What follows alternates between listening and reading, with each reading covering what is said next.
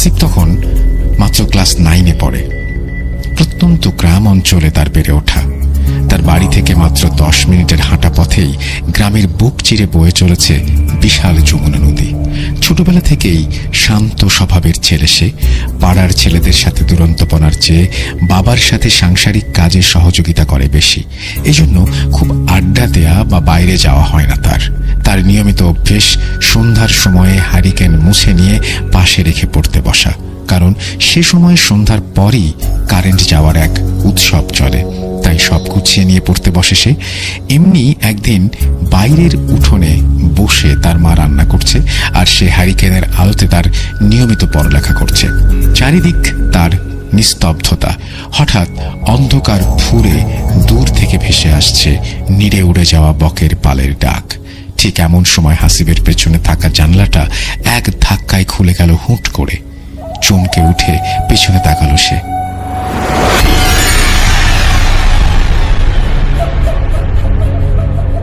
জানালার কাঠের পাল্লা দুটো তখনও ক্যাঁচ ক্যাঁচ করে দুলছে। জানালার পর্দাগুলো একদম স্থির, বাইরে কোথাও বাতাসের লেশ মাত্র নেই। অথচ এভাবে কাঠের ভারী পাল্লা দুটো খুলে গেল। হাসিব ভাবছে উঠে যাবে কিনা। এরপরেই একটা অদ্ভুত ব্যাপার খেয়াল করলো সে। রুমের মাঝে খুব সুন্দর একটা মিষ্টি গন্ধ ভরে উঠেছে। গা ছমছম করে উঠল হাসিবের। এক দৌড়ে বাইরে এসে মায়ের কাছে বসল সে। সেদিনে সেই ব্যাপারটাই ভুলে যেত হাসিব, যদি তার অন্য একটা সমস্যা দেখা না দিত। ইদানিং হাসিবের ঘুমের মাঝে বেশ অদ্ভুত রকমের একটা অনুভূতি হয়। মনে হয় জানালার পাশে দাঁড়িয়ে কেউ তাকে দেখছে। এটা ঠিক স্বপ্নের নাকি আঁতো জেগে থাকার কারণে হচ্ছে, অনুভূতিটা হাসিব বুঝতে পারে না। কিন্তু কেউ যে তাকে দেখছে এটা সে ভালো করে উপলব্ধি করতে পারে। এর কিছুদিন পর থেকে মনে হয় তাকে ঘুমের মাঝে কি যেন ডাকছে। জানালার পাশ থেকে ভেসে আসছে ক্ষীণ একটা মেয়েলি কণ্ঠ। কি মধুর সেই ডাক! হাসিব, হাসিব, হ্যাঁ হাসিব, বাইরে এসো। হাসিব, হাসিব, এই হাসিব, বাইরে এসো। এরপরে আর কোনো কথা নেই। অন্ধকার থেকে এই ডাক ভেসে আসে, আবার অন্ধকারেই মিলিয়ে যায়। প্রায় 3 দিন পরে গভীর রাতে হঠাৎ হাসিব তার কাঁধে একটা শক্ত হাতের ঝটকানি অনুভব করে। ধড়মড়িয়ে পিছনে তাকিয়ে দেখে তার বাবা দাঁড়িয়ে আছে কাঁধে হাত দিয়ে, আর হাসিব নিজে দাঁড়িয়ে আছে তাদের উঠোন পেরিয়ে মেঠো পথের ঠিক মাঝে। হাসিব কিছুটা অপ্রস্তুত হয়ে যায় এমন পরিবেশের কারণে। তার বাবা তাকে প্রশ্ন করে, তুমি এত রাতে এখানে কি করছো? আমি বাইরে বের হয়েছিলাম, দেখি উঠোনের সামনে কেউ দাঁড়িয়ে। আমি কত ডাকলাম কে, কিন্তু কোনো উত্তর নেই। কাছে এসে দেখলাম তুমি। তোমাকে ডাকলাম, তাও কোনো উত্তর নেই। সামনে এক দৃষ্টিতে তাকিয়ে কি যেন দেখছো। হাত দিয়ে ধাক্কা দিলাম পরে। হাসিব তার বাবাকে বিস্তারিত কিছু বলল না। বলল, রাতে ঘুম আসছিল না, তাই বেরিয়েছিলাম। কিন্তু তুমি যে ডেকেছো তা তো খেয়াল করিনি। অথচ হাসিব নিজেও বুঝতে পারছে না এখানে সে কি করে আসলো। মনের মাঝে অনেক প্রশ্ন নিয়ে আবার শুয়ে পড়ল হাসিব। কোনোভাবেই, কোনো যুক্তিতেই মিলাতে পারছে না কিছু। এত রাতে কেন, কিভাবে সে রাস্তায় চলে এলো? এভাবে কেটে গেল আরো কিছুদিন। এর মাঝে রাতে সেই ডাক হাসিব মাঝে মাঝেই শুনতে পেত। গভীর রাতে আবার সেই কণ্ঠ একদিন ভেসে আসলো হাসিবের কানে। বাইরে তখন ঘন কালো অন্ধকার। হাসিব বিছানা থেকে উঠে ঘরের দরজা খুলে বাইরে বেরিয়ে আসলো। হাসিব দরজা খুলে বের হতে একটা অদ্ভুত ব্যাপার খেয়াল করলো। বাইরে এখন ঘন অন্ধকার থাকার বদলে মনে হচ্ছে চারপাশে ভোরের আভা ফুটে উঠেছে। তার থেকে কিছু সামনেই একটা নারী অবয়ব দাঁড়িয়ে, কিন্তু সে উল্টো করে দাঁড়ানো। একরাশ মেঘ কালো চুল তার বাতাসে উঠছে। সেই পরিচিত মিষ্টি গন্ধটা ভেসে আসছে অবয়বের দিক থেকে। হাসিব মন্ত্রমুগ্ধের মতো তাকিয়ে হাঁটা দেয় সেই নারী অবয়বের দিকে। হাসিব হেঁটে যাচ্ছে, আর সেই মেয়েও হেঁটে যাচ্ছে। কোনো মতেই যেন দূরত্ব কমছে না। হাসিব এক পর্যায়ে এক দৌড় দেয় মেয়েটির দিকে, কিন্তু তবুও যেন এই দূরত্ব কমবার নয়। হাসিব যখন দৌড়ে তাদের গ্রামের বাড়িগুলো পার করে ফসলের মাঠের মেঠো পথ ধরেছে, ঠিক তখনই খেয়াল করলো সামনে আর সেই অবয়বটি নেই। চারপাশ যেন মুহূর্তে বদলে গেল। ঘন কালো রাতের অন্ধকার যেন ঘিরে ফেললো তাকে। না, এত অন্ধকারও না, হঠাৎ আলো থেকে অন্ধকার হওয়াতে একেবারে সবকিছু মিশমিশে কালো হয়ে গিয়েছিল। একটু দাঁড়াতেই চোখ শুয়ে এলো অন্ধকারে।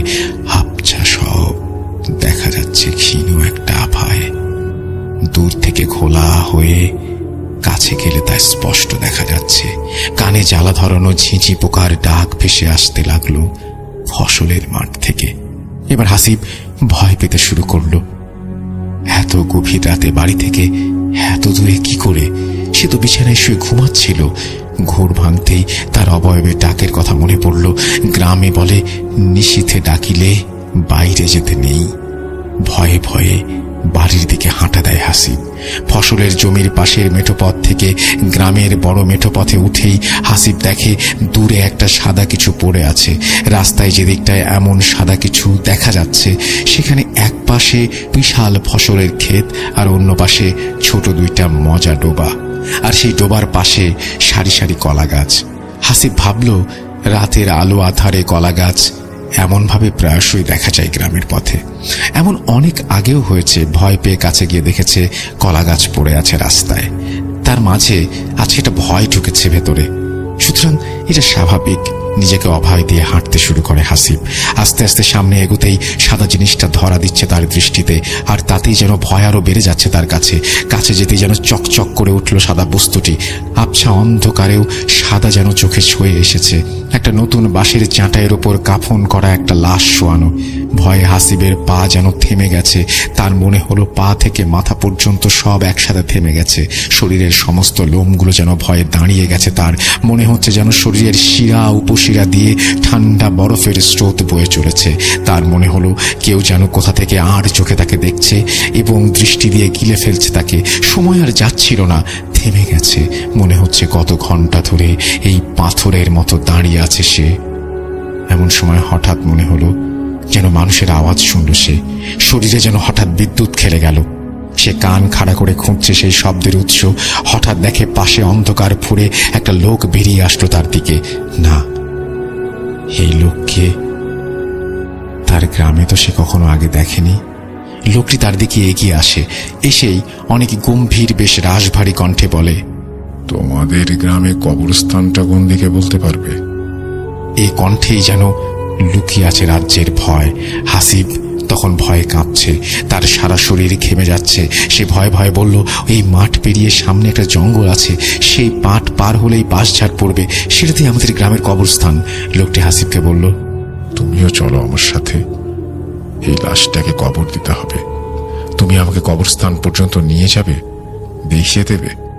হাসিব তখন বলল, আমি গ্রামে যাই, আরো কিছু লোকজন নিয়ে আসি। এই পথে কবরস্থানে প্রচুর শেয়ালের দল, আর এই লাশের খাটিয়া নেয়ার জন্য তো মানুষ দরকার। লোকটি রাগান্বিত হয়ে হাসিবের দিকে তাকাতেই দেখল চোখ দিয়ে যেন রাগে আগুনের হলকা বের হচ্ছে। আর কথা বলার মতো সাহস নেই হাসিবের। লোকটি যেদিক থেকে বের হয়ে এসেছিল সেই দিকে আরো দুজন লোক বেরিয়ে আসলো। তাদের চোখও মনে হচ্ছে লাল রক্তবর্ণ। ভয়ে তাদের মুখ দিয়ে কোনো কথা বের হচ্ছে না। বারবার মনে হচ্ছে এই বুঝি জ্ঞান হারিয়ে ফেললেই বেঁচে যায় তারা। এটা কি কোনো স্বপ্ন নাকি বাস্তব, নাকি স্বপ্ন আর বাস্তবের মাথায় আটকে যাওয়া, বুঝতে পারে না হাসিব।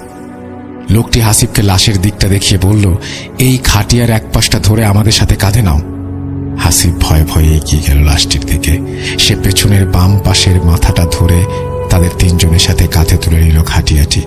বাঁশ দিয়ে বানানো একটা খাটিয়া, তার চারপাশে কোনো বাউন্ডারি নেই। কাঁধে নিতেই ভেসে এলো একটা তীব্র মিষ্টি গন্ধ। এই গন্ধ তার খুব পরিচিত। ঘরে মাঝে মাঝে ভেসে আসতো এই গন্ধ। আজ মেয়েটার পেছনে আসার সময়ও ঠিক এমনই গন্ধ তার নাকে এসেছে। তবে কি তার সাথে পরিকল্পিতভাবে কিছু হচ্ছে? ভয়ে ভয়ে লাশ কাঁধে নিয়ে পা চালাতে থাকে হাসিব। লাশের ওজন বেশ স্বাভাবিক মনে হচ্ছে।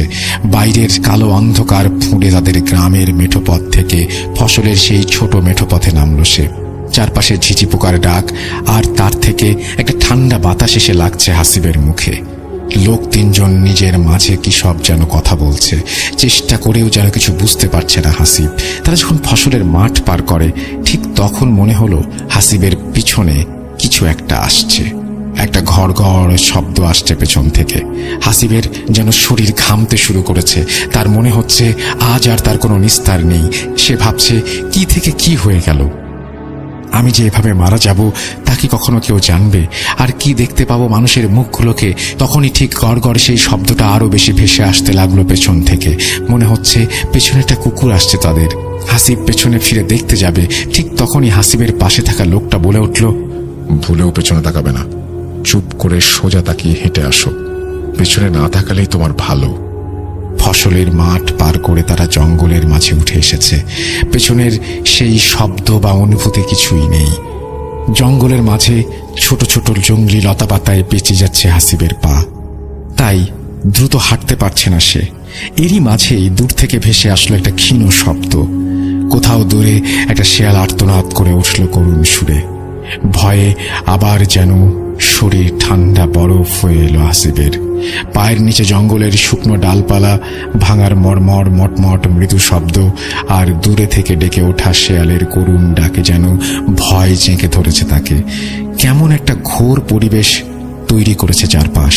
শেয়ালের করুণ ডাক সেই দূরে মিলিয়ে যেতেই মনে হয় হাসিবের খুব কাছে থেকে ডেকে উঠল একটা শেয়াল।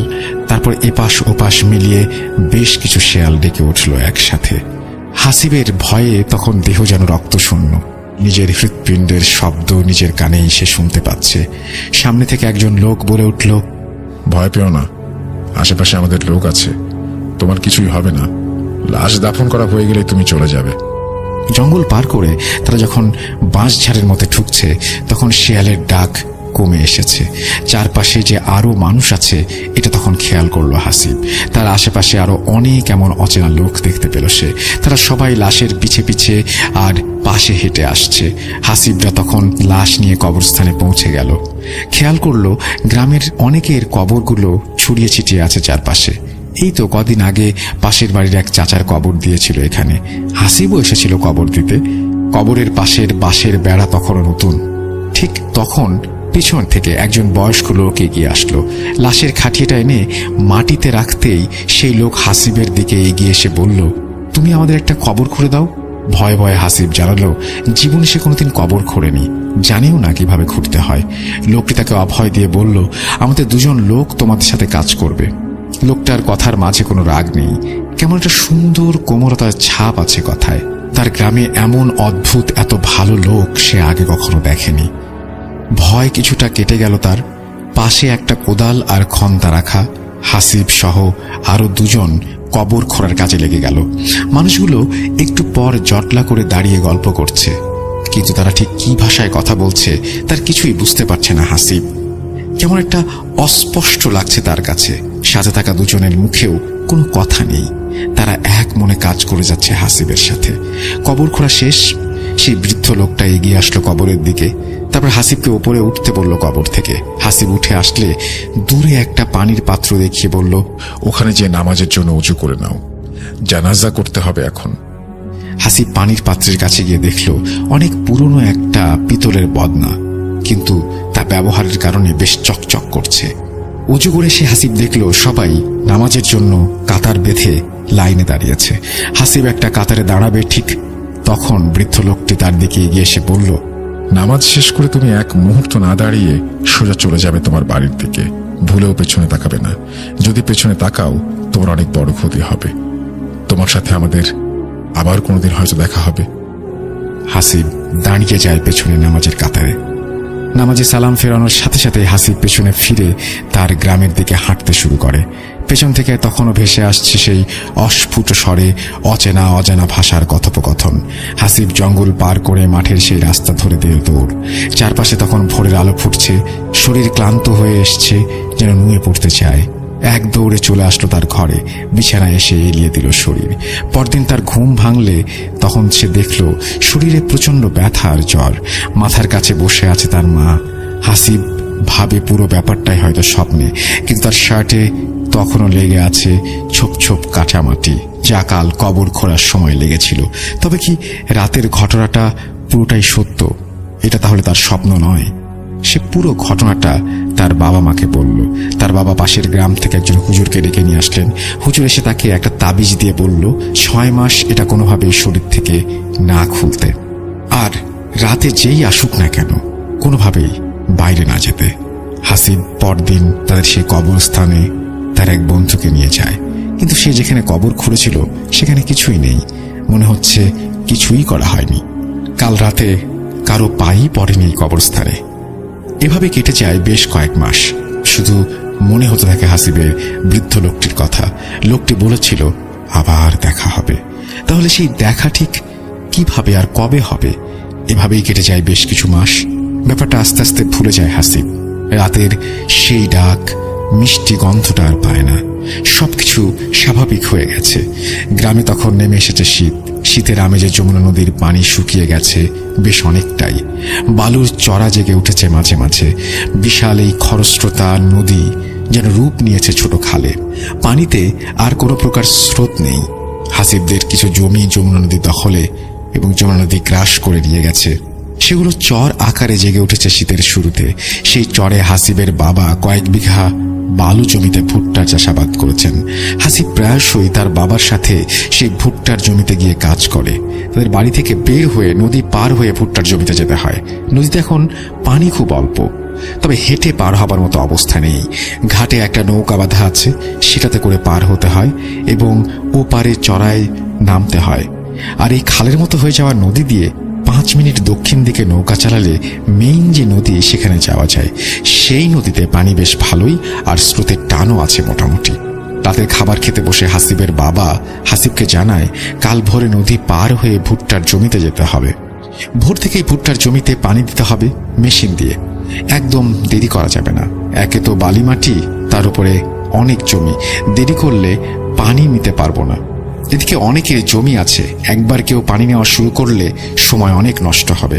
কিন্তু হাসিবের বাবার ঠান্ডা লেগে জ্বর এসেছে, তাই তিনি ছেলেকে বললেন তুই কাল খুব ভোরে আলো ফোটার সাথে সাথে বের হয়ে যাবি।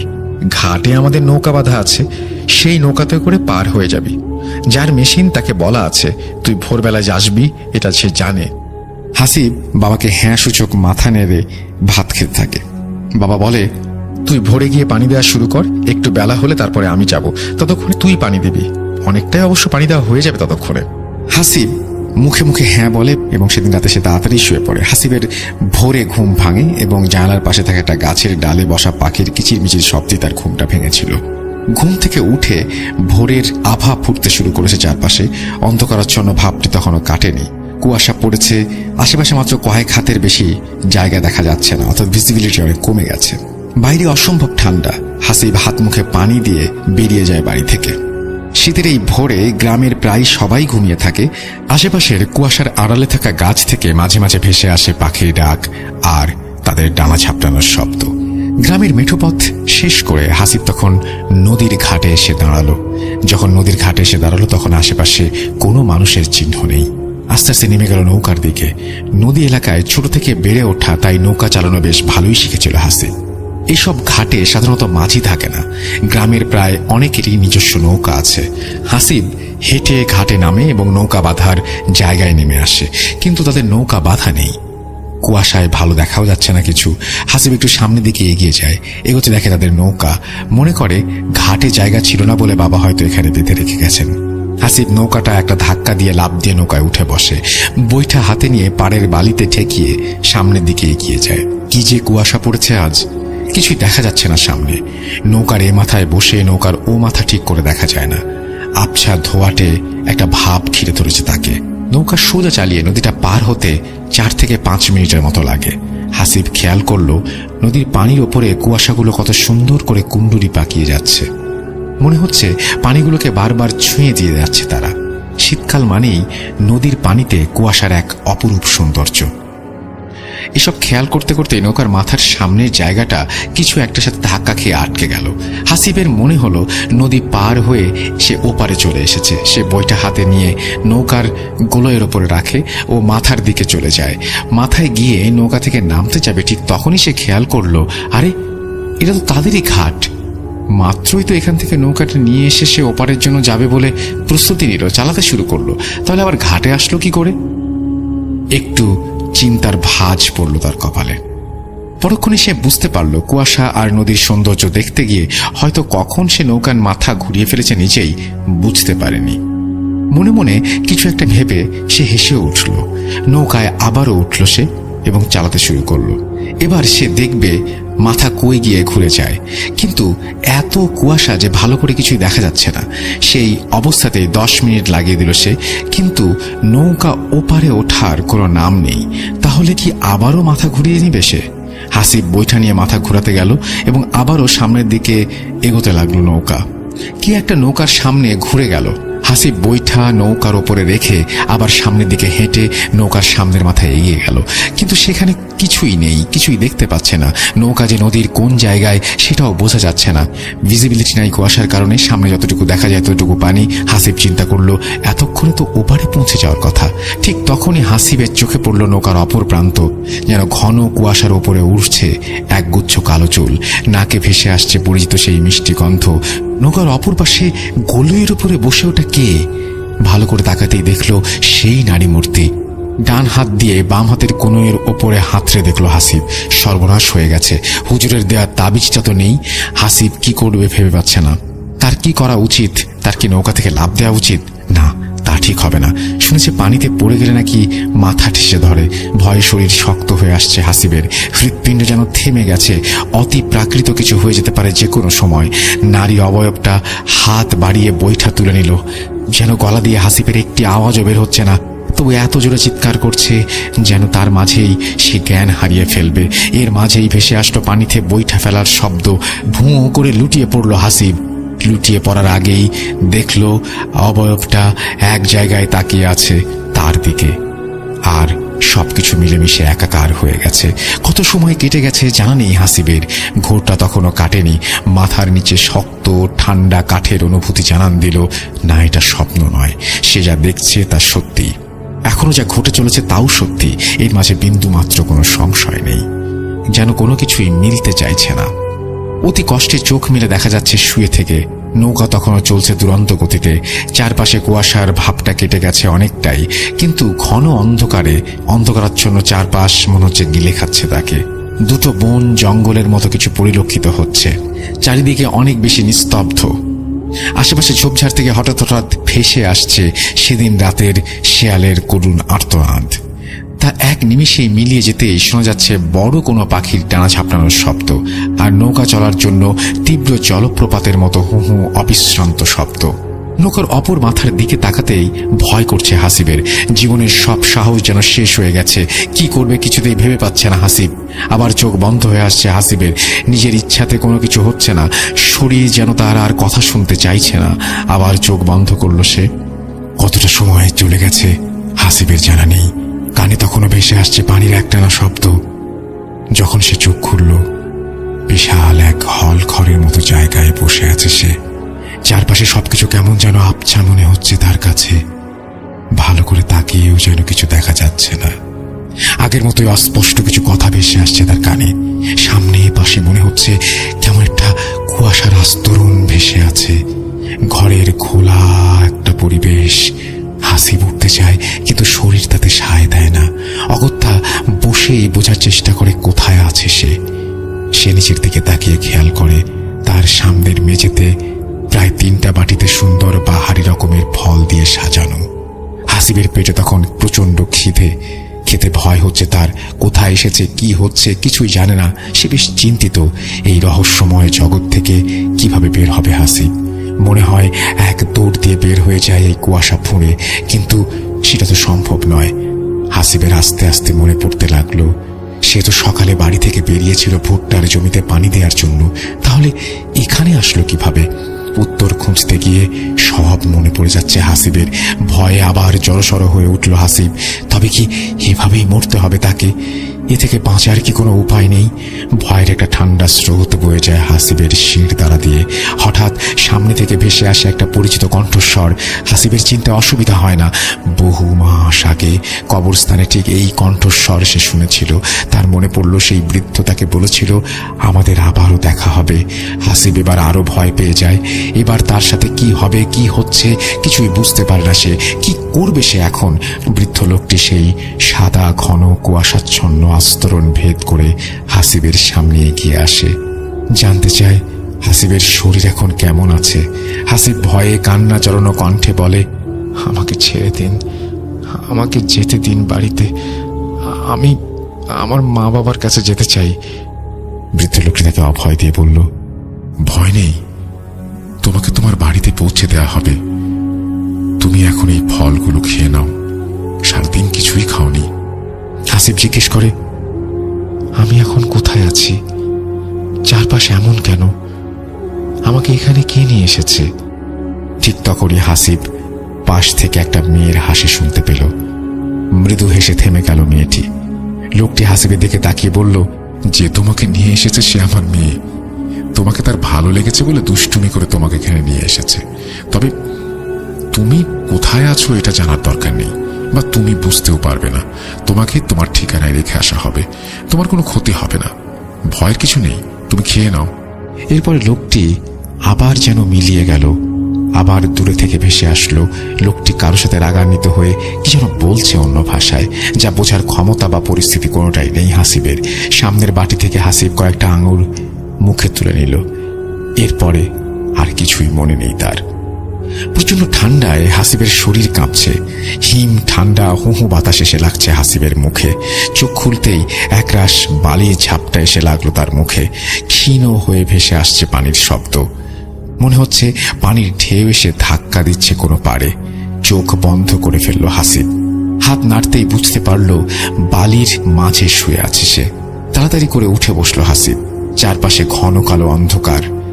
এক মুহূর্তের জন্য বুঝতে চেষ্টা করলো কোথায় আছে সে, কিন্তু কিছুতেই বুঝতে পারছে না। এই ঘন কালো অন্ধকারের জন্য কোন দিকে যাবে, কি করবে তাও বুঝতে পারছে না। হাসিব বসে হাত দিয়ে শরীরের বালিগুলো ছেড়ে নিল। সে বালির ওপরেই বসে আছে। চারিদিক হাত দিয়ে বুঝলো বালির ওপরের স্তর কেমন ভিজে ভিজে আছে। ঠান্ডা বাতাসটা আরো জোরালো হয়েছে। রীতিমতো হাসিবের শরীরে কাঁপুনি ধরিয়ে দিচ্ছে। ঠিক কতটা সময় কেটে গেছে হাসিবের তা জানা নেই। হঠাৎ দূর থেকে ভেসে আসছে আজানের শব্দ। খুব ক্ষীণ হয়ে বাতাসে ভেসে আসছে হাসিবের কানে। এরপর যেন আবার মিলিয়ে গেল শব্দটি। আবার সেদিন ভোরের মতো চারিদিকে ফুটে উঠল সকালের আভা। চারিদিক আবছা দেখা যাচ্ছে তখন। আর কিছু সময় কেটে যাওয়ার পর বেশ ভালো করে দেখা যাচ্ছে চারপাশ। হাসিব উঠে দাঁড়ালো। ঘন কুয়াশা যেন এই ফাঁকা জায়গা গিলে খেয়েছে। বেশি কিছু দেখা যাচ্ছে না চারপাশে। হাসিব একদিকে হাঁটতে শুরু করলো। কিছু দূর যেতেই তার সামনে পড়ল ভুট্টার জমি। এতক্ষণে হাসিব বুঝতে পারল সে তার নদীর এপারে এসেছে। হাসিব উল্টো ঘুরে নদীর দিকে দিল দৌড়। কিছুটা সামনে গিয়ে দেখলো পরিচিত সেই নদী। সে কি তাহলে এতক্ষণ এগুলো স্বপ্ন দেখলো নদীর পাড়ে শুয়ে শুয়ে? আর এই স্বপ্নই যদি সে দেখবে তাহলে নদীর এপারে তার নৌকা এলো কিভাবে? তাহলে কি এতক্ষণ এগুলো স্বপ্ন দেখলো নদীর পাড়ে শুয়ে? আর স্বপ্ন যদি দেখবে তাহলে নদীর এপারে নৌকা এলো কিভাবে? নৌকা ছাড়া এপারে আসা সম্ভব নয়। আর কিছু ভাবতে পারছে না হাসিব। এত এত প্রশ্ন তার মাথা খারাপ করে দিচ্ছে। কিছু উত্তর খুঁজে পাচ্ছে না। নদীর পাড়ে আবারও বালিতে বসে পড়ল হাসিব। সকালে যদি কেউ নৌকা নিয়ে এপারে আসে তবে তার সাথে হাসিবও চলে যাবে ওপারে। হাসিব বসে আছে বেশ কিছুক্ষণ। এর মাঝেই নদী থেকে ভেসে আসলো বৈঠা চালানোর শব্দ। তাড়াতাড়ি করে উঠে দাঁড়ালো সে। আস্তে আস্তে কুয়াশার মাঝে দৃশ্যমান হতে থাকলো কালো ডিঙি নৌকা। হাসিব উৎকণ্ঠা নিয়ে তাকিয়ে আছে নৌকার দিকে। নৌকা থেকে এক ছেলে হাসিবকে দেখে চিৎকার করে উঠল, আরে হাসিব, এতদিন পরে তুই এখানে কোথা থেকে? প্রশ্ন শুনে চমকে উঠল হাসিব। এ তো তার গ্রামের পাশের বাড়ির বড় ছেলে। হাসিব তাকে বলল, আমাকে আগে বাড়ি নিয়ে যা ভাই। ছেলেটি হাসিবকে নৌকায় উঠতে বলল। হাসিব নৌকায় উঠলে নৌকার মাথা ঘুরিয়ে বৈঠা চালাতে শুরু করলো ছেলেটি।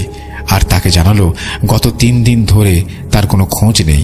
চাচা বলল সেদিন তোর সকালে এসে নাকি জমিতে পানি দেওয়ার কথা। সকালে দেখলো তুই বাসায় নেই। চাচা ভাবলো তুই পানি দিতে এসেছিস, কিন্তু নদীর ঘাটে এসে দেখলো এপারে নৌকা বাঁধা। চাচা নৌকা নিয়ে পরে যেয়ে শোনে তুই নাকি পানি নিতে আসিসনি। এরপর থেকে আর তোর কোনো খোঁজ নেই। চাচা চাচি একবারে ভেঙে পড়েছে তোর জন্য। এতদিনে তুই কোথায় ছিলি? হাসিব চিন্তা করতে পারে না। 3 দিন মানে 3 দিন ধরে আবার কোথায় ছিল? কিছুই তো মনে নেই তার। শুধু মনে আছে লোকটাকে সে আবার দেখছে। হাসিব কোনো উত্তর দেয় না। এর মাঝে নৌকা এসে ধাক্কা খায় ঘাটে। হাসিব নৌকা থেকে নেমে বাড়ির দিকে দৌড় দেয়। বাড়িতে পৌঁছে উঠোন থেকে মাকে জোরে জোরে ডাক দিতে থাকে। হাসিবের মা বাবা দৌড়ে বের হয়ে আসে। আশেপাশের বাড়ির অনেকেই বের হয়ে আসে। সবাই তার কাছে জানতে চায় কি হয়েছিল তার, আর এই 3 দিন সে কোথায় ছিল। হাসিব কিছুই বলতে পারে না তাদের। সে নিজেও বিশ্বাস করতে পারছে না সে 3 দিন হলো নির্দেশ ছিল। তার তো মনে আছে 1 ঘন্টা কোথাও আটকে ছিল। আর মা তাকে ঘরে নিয়ে যায়। সকালের খাওয়া শেষ করে হাসিব তার মাকে পুরো ঘটনা জানায়। হাসিবের মা তাকে জানায়, তুই সেদিন চলে যাওয়ার পরে আমি তোর বিছানা গুছাতে এসে দেখি তাবিজটা পড়ে আছে বিছানার মাঝে। হাসিব তার বাবা মাকে পুরো ঘটনা জানায়। হাসিবের বাবা বিকেলে একজন হুজুর ডেকে নিয়ে আসে। তিনি হাসিবকে দেখে সবকিছু শুনে বলেন, এটা জিনদের কাজ, আর ওই মেয়েটা তোমাকে পছন্দ করে, তাই তোমাকে নিয়ে গিয়েছিল। কিন্তু তার বাবা তার সাথে রাগারাগি করে তোমাকে আবার দিয়ে গেছে। কিন্তু তারা তোমাকে ঠিক কিছু খাইয়েছে, যার কারণে তুমি সময় গুলিয়ে ফেলেছ। গত 3 দিন কোথায় ছিলে কিছুই বুঝতে পারোনি। তুমি এই 3 দিন কোথায় ছিলে এটা বুঝতে পারবেও না। তুমি কি আজান শুনেছিলে এই 3 দিনে? হাসিব উত্তর দেয়, আমি এই 3 দিন কোনো আজান শুনিনি। এমনকি আমি যে 3 দিন ধরে সেখানে এটাও বুঝিনি। আমার শুধু কয়েক মুহূর্তের কথাই মনে আছে। হুজুর বলে, তারা ভালো, তারা তোমার কোনো ক্ষতি করেনি। ভয়ের কিছু নেই। তোমার শরীর বন্ধ করে দিচ্ছি, নিয়মিত নামাজ পড়বে, দোয়া পড়ে ঘুমাবে, আর সমস্যা হবে না। এরপর কেটে যায় অনেকগুলো বছর। হাসিব তখন মেডিকেলে চান্স পায়। এর মাঝে তার তেমন কোনো কিছু ঘটেনি। বেশ ভালোই কাটছিল সময়। পেছনে সেই ভয়াল রাতগুলো ভুলে যেতেই বসেছিল। মানব দেহ নিয়ে যেহেতু পড়া, এই সম্পর্কে যতটা ভালো জানা যায় তার সর্বোচ্চ চেষ্টা করছে সে। তাই সে স্যারকে বলে মর্গে কোনো পোস্টমর্টেম হলে মাঝে মাঝে সেখানে উপস্থিত থাকার ব্যবস্থা যেন করে দেয় সে। বিভিন্ন সময়ে বিভিন্ন লাশের মৃত্যু রহস্য নিয়ে বেশ আগ্রহ থাকতো তার। সেই সুবাদে মর্গের ডোম আর দারোয়ানদের সাথে বেশ ভালোই খাতির চলে যায়। হঠাৎ একদিন তার স্যারের সাথে দেখা এক ছুটির সময়ে। মেডিকেল কলেজ কদিন বন্ধ, প্রায় সবাই চলে গেছে গ্রামে। হাসিব কথায় কথায় স্যারের কাছে জানতে পারল মর্গে একটা মেয়ের পোস্টমর্টম হবে কাল। স্যার নিজেও থাকবেন তখন। সেও যদি চায় থাকতে পারে। হাসিব কিছু না ভেবেই সানন্দে রাজি হয়ে গেল। সারাদিন কাজ থাকবে, তাই রাত 9টার দিকে পোস্টমর্টম শুরু হবে বলে হাসিবকে জানিয়ে দিল। আর নির্দিষ্ট সময়ের মাঝে যেন হাসিব মর্গে উপস্থিত হয় এটাও বলে স্যার চলে গেলেন। হাসিব ভেবেছিল রাতে সে বাড়ি চলে যাবে, কিন্তু স্যার নিজে থাকবেন, অনেক কিছুই জেনে নেওয়া যাবে তখন। সেজন্য একদিন বেশি থেকে গেলে তেমন কোনো অসুবিধা নেই। পরদিন ঠিক রাত 8:30টায় হাসিব বের হয়ে যায় বাসা থেকে। মোটামুটি বাসা ফাঁকা। তার রুমমেট আর ক্লাসমেট সে গ্রামে চলে গেছে ছুটিতে। পাশের এক রুম ফাঁকা, তারাও চলে গেছে। তার আরো পরে একটা রুম, সেখানে এক বড় ভাই থাকে। বাসা থেকে বের হয়ে দরজায় তালা লাগিয়ে হাঁটতে শুরু করে হাসিব। যেখানে সে থাকে সেখান থেকে মর্গে যেতে 15 মিনিটের বেশি সময় লাগার কথা নয়। হাসিব আলো আধারিতে ল্যাম্পপোস্টের আলোয় হাঁটছে আর ভাবছে মর্গগুলো সবসময় নির্জন জায়গায় হয় কেন? এটাও তো হাসপাতালের একটা অংশ, কিন্তু তারপরে একটু দূরে জঙ্গলে ঘেরা জায়গাগুলোই কেন বেছে নেওয়া হয় মর্গের জন্য? মনে হয় ভুতুরে পরিবেশের পূর্ণ রূপ দিতেই এই ব্যবস্থা। মনে মনে হেসে হাসিব মর্গের কাছে চলে যায়। মর্গ থেকে বেশ খানিকটা সামনে একটা ল্যাম্পপোস্টের পাশে 2 হাত লম্বা একটা লাঠি হাতে চেয়ারে বসে আছে মর্গের দারোয়ান। হাসিবকে দেখে সে বসা থেকে উঠে দাঁড়ায়। কি মামা, আজ আবার কোনো কাটাছেড়া আছে নাকি? হাসিব হেসে তার দিকে এগিয়ে গিয়ে বলে, কাটাছেড়া ঠিক না, কাটা সেলাইয়ের কাজ আছে বলে হেসে ওঠে দুজন। হাসিব জিজ্ঞেস করে, ডোম আর স্যার এসেছে নাকি? দারোয়ান জানায়, এখনো কেউ আসেনি, আর আজ যে পোস্টমর্টম হবে সেটাও সে জানে না। তবে হাসিবের কথা শুনে সে জানায় একটা মেয়ের লাশ এসেছে গতকাল। মনে হয় কিছু দিয়ে ঝলসে দেয়া হয়েছে তার চেহারাটা। বেশ ভয়ানক হয়ে আছে দেখতে। দেখলেই গা কেমন ছমছম করে। আর কিছুক্ষণ আগে আরো একটা লাশ এসেছে, জমি সংক্রান্ত জেরে খুন করা হয়েছে। গল্প করতে করতে এগিয়ে যাচ্ছে ঘড়ির কাঁটা। সময় তখন রাত 9টার ঘর ছুঁয়ে ফেলেছে। এখনো কেউ আসছে না, এটাই চিন্তা করছে হাসিব। চিন্তার ফাঁকে মর্গের দিকে তাকিয়ে আছে সে। টিমটিমে একটা লাল লাইট জ্বলছে বাইরের দরজার উপর। তার আলোয় ছোট পিচের রাস্তাটা চকচক করছে। আশেপাশে কিছু ছোট ছোট বড় গুলমলতার ঝোপ রয়েছে। আর সেখান থেকেই থেমে থেমে ভেসে আসছে ঝিঝি পোকার ডাক। হাসিব কি মনে করে এগিয়ে যায় মর্গের দিকে। পেছন থেকে দারোয়ান বলে ওঠে, এই মামা, ওদিকে কই যান? কেউ তো নেই ওখানে। হাসিব পেছনে না তাকিয়ে বলে, সমস্যা নাই, ডুম্বা স্যার আসলে তুমি পাঠিয়ে দিও, আমি একটু ঘুরে আসি মর্গের পাশ থেকে। আর কিছু বলল না দারোয়ান। হাসিব মর্গের দিকে এগিয়ে যাচ্ছে আর নিজেই নিজের সাহস দেখে অবাক হচ্ছে। এই অন্ধকার রাতে এক রুমে বন্দি দুটা লাশের দিকে এগিয়ে যাচ্ছে সে, অথচ নিজের মাঝে কোনো ভয়ের অনুভূতিই নেই। হাসিব মর্গের সামনে গিয়ে দাঁড়ায়। চারপাশে ঘন অন্ধকার, একটা লাল লাইট যতটা পারে আলোকিত করছে সামনের অংশ।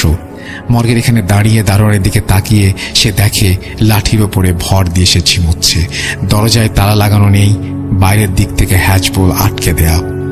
হাসিবের একবার মনে হলো সে মর্গের ভেতরে ঢুকে যায়। একা একা মর্গের ভেতরে যাওয়ার অভিজ্ঞতা কেমন এটা দেখার লোভ সামলাতে পারছে না সে। হাত বাড়িয়ে খুলে ফেলল ঘরের দরজা। ঘরের মাঝে যেন আবারও ঘন কালো গুমট অন্ধকার, সেই সাথে মাংস পচা একটা আষ্টে গন্ধ তার নাকে এসে লাগছে। হাত বাড়িয়ে দরজার পাশে সুইচে চাপ দিল হাসিব। মুহূর্তেই ঘরের মাঝের সব অন্ধকার মিলিয়ে গেল। হাসিবের সামনে দৃশ্যমান হয়ে উঠল স্ট্রেচারে রাখা সাদা কাপড়ে দুটো লাশ। একটা লাশের উপরে সাদা কাপড়ে ছোপ ছোপ রক্তের দাগ, আরেকটি লাশের কাপড়ে কেমন কালচে দাগ জায়গায় জায়গায়। রুমটা বেশ ভালোই বড় ছিল। রুমের মাঝে ওপর থেকে ঝুলতে থাকা রড লাইটটা একটু যেন বাতাসে দুলছে। রুমের এক কোণে রাখা কালচে দাগের কাপড়ে ঢাকা সেই লাশটি, আর রক্তের দাগ লাগা কাপড় দিয়েই ঢাকা সেই লাশ রাখা আছে লাইটের নিচের দিকে। রুমের মাঝ বরাবর হাসিব এগিয়ে গেল মাঝে রাখা লাশটির দিকে। ওপর থেকে সাদা কাপড়টা সরাতেই দেখল চোখ খুলে নিথর পড়ে আছে 40 বছরের এক লোক। তার চোখ খোলা, এবং চোখ খোলা দেখে এক মুহূর্তে ভয় পেয়ে যায় হাসিব। মনে হয় এক দৃষ্টিতে সে তাকিয়ে আছে তার দিকে। তাড়াতাড়ি করে মুখটা ঢেকে দেয় হাসিব। এবার কোনায় থাকা লাশটির দিকে এগিয়ে যায়। লাশটার কাছে এগোতে একটা পচা গন্ধ নাকে এসে লাগে। হাসিব কাছে যে কাফনের কাপড়টা সরাতেই চমকে উঠল। মুখের চেহারা কিছুই ঠিক বোঝা যাচ্ছে না। চোখ দুটো মনে হচ্ছে ভেতরে ঢুকে গেছে, চোখের জায়গায় বড় গর্তের মতো। এত ভয়ানক লাশ সে আগে কখনো দেখেনি। এবার সে ভয় পেতে শুরু করে। কোন সাহসে এখানে একা একা এসেছিল সেটা এখন ভাবতেও পারছে না, মাথা কাজ করছে না তার। সে তাড়াতাড়ি করে কোনো মতে লাশের ওপরের কাপড়টা ফেলে দিয়ে যেই পেছনে ঘুরেছে, ঠিক তখনই একটা শব্দ। রুমের ভেতরে জ্বলতে থাকা বাল্বটি ভেঙে চুরমার হয়ে মেঝেতে পড়ে যায়। এক নিমিষের মাঝেই অন্ধকার নেমে আসে। চারিদিক গুমোট অন্ধকার, তার সাথে পাল্লা দিয়ে বাড়ছে মৃতদেহের পচা গলা গন্ধ। হাসিবের স্পষ্ট মনে আছে সে রুমের দরজা খুলে ভেতরে এসেছিল। রুমে অন্ধকার হলেও বাইরে দরজার ওপরে আলো রুমে আসার কথা, আর দরজা দিয়ে বাইরের ল্যাম্পপোস্টের আলো দেখতে পাওয়ার কথা। কিন্তু না, কোথায় সেই দরজা? এই যে নিশ্চিত্র অন্ধকার। হাসিবের মনে হচ্ছে এক কবরের মাঝে সে, কোথাও কোনো আলো নেই। হাসিব কি করবে বুঝতে পারছে না। শরীর ঘেমে গোসল হয়ে যাচ্ছে তার। মনে মনে দরজার অনুমান করে সামনের দিকে এগিয়ে যায় হাসিব। কয়েক পা এগিয়ে আসতেই ভয়ে তার দুই পা জড়িয়ে যায়। রুমের সাথে থাকা স্ট্রেচারের ওপরে থাকা সেই লাশের ওপরে পড়ে যায় সে। হাতের নিচে ঠান্ডা শরীরের একটা অনুভব ভয়ের শেষ পর্যায়ে নিয়ে যায় তাকে। তাড়াতাড়ি উঠতে যাবে, ঠিক তখনই মনে হলো, আরে লাশটা তো নড়ে উঠল হাতের নিচটায়।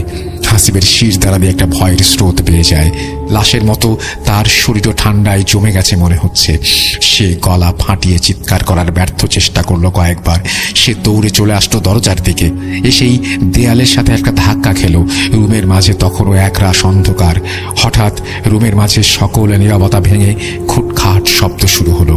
সাথেই ধপ করে কিছু একটা মেঝেতে পড়ার শব্দ ভেসে আসলো ঘরের কোণা থেকে।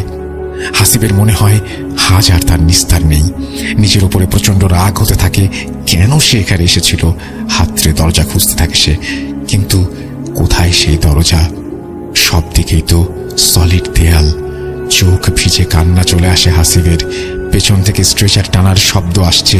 হাসিব দেয়াল হাতড়ে খুঁজে পায় রুমের দরজা। জোরে জোরে ধাক্কা দিতে থাকে হাসিব। একটু পরে দরজা খুলে যায়।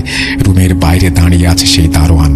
হাসিব যেন তাকে দেখেই জড়িয়ে ধরে কান্নায় ভেঙে পড়ল। তার শরীর এখনো কাঁপছে থরথর করে।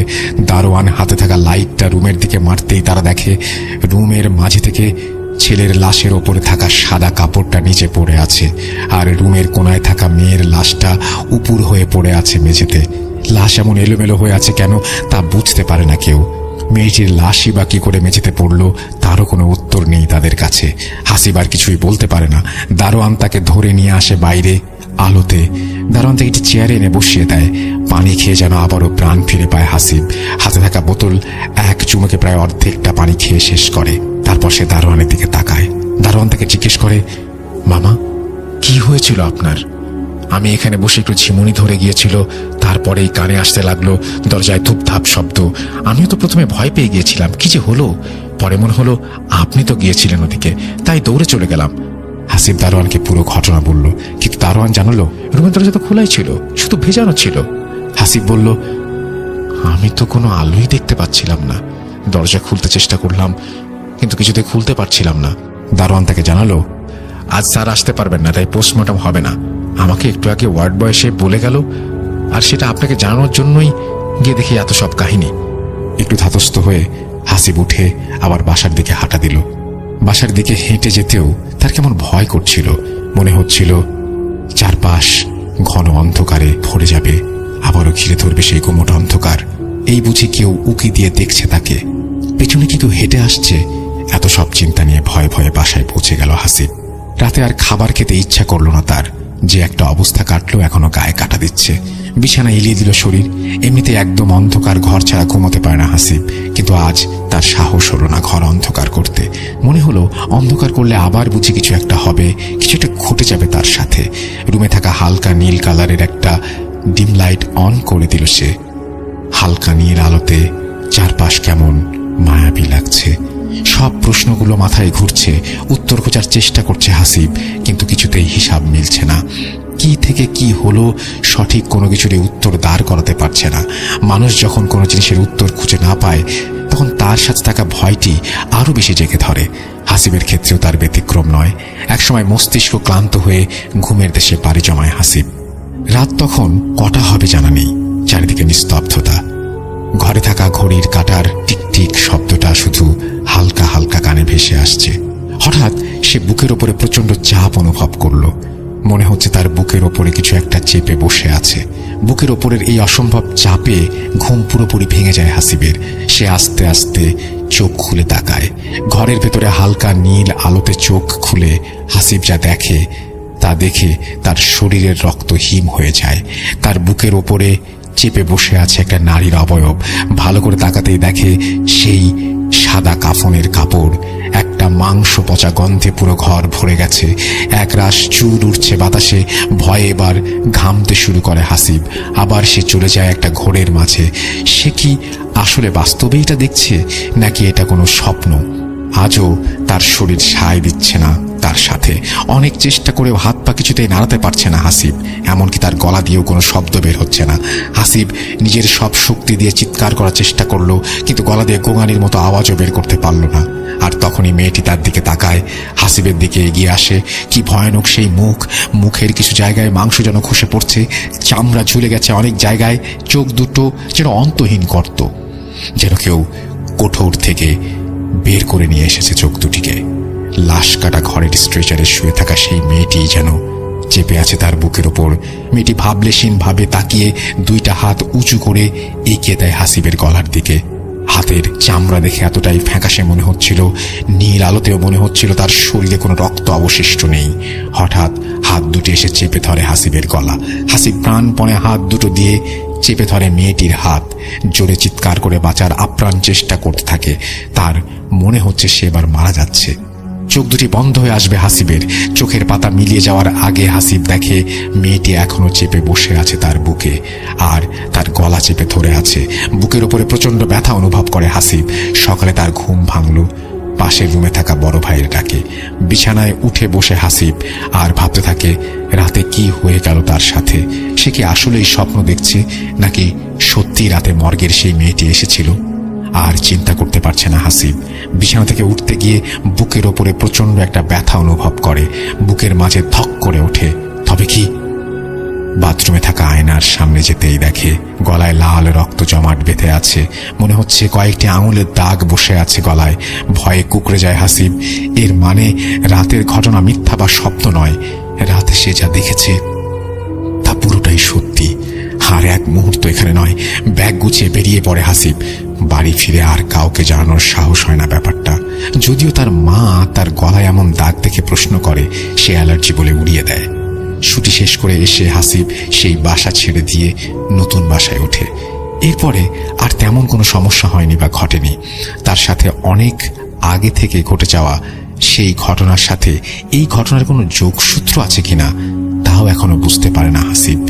সেই রাতে কেনই বা এমন কিছু ঘটেছিল তার সাথে, এর কোনো সঠিক ব্যাখ্যাও সে দাঁড় করাতে পারে না। মেয়েটি কি তাকে কিছু বলতে চেয়েছিল? বলতেই যদি চাইবে, তবে এমন করে বুকের ওপরে গলা চেপে ধরে বসেছিল কেন? কিসের রাগ ছিল তার উপর? এমন অনেক প্রশ্ন আজও আছে অন্ধকারে। এর সঠিক উত্তর আজও মেলানোর চেষ্টা করছে হাসিব।